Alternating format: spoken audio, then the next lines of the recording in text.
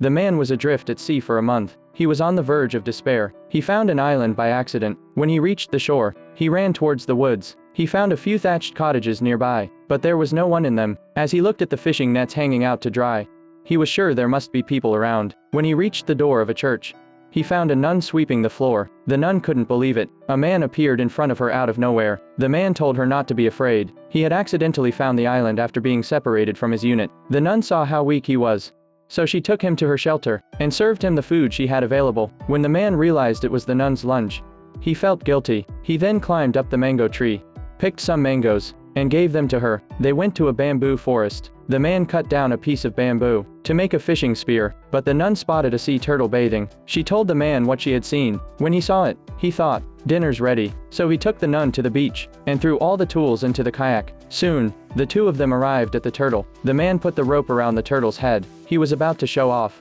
but the turtle dragged him into the sea. Obviously, he underestimated his opponent's strength. The nun saw the man being dragged down, and all she could do from the kayak was wait. The turtle was dragging the man's body, diving towards the deep sea with great speed. Just as the man was about to suffocate, the nun pulled him back just in time, and the turtle surfaced. Exhausted, the two of them were rewarded with a seafood dinner. The man told the nun they might have to live on the island for years, until their own troops discover it. But the nun wanted to take the kayak back to the mainland. The man thought the nun was crazy, because the two of them couldn't make it. The next day, while they were fixing up the house, suddenly, they heard the sound of an airplane's engine. The man hid the kayak, but the nun, curious, came to the clearing to watch. The man rushed over to her and threw a palm leaf over her. He told the nun it was an enemy reconnaissance plane. If they found it, they'd both die. For Sapphidus' sake, the man suggested they hide in a cave.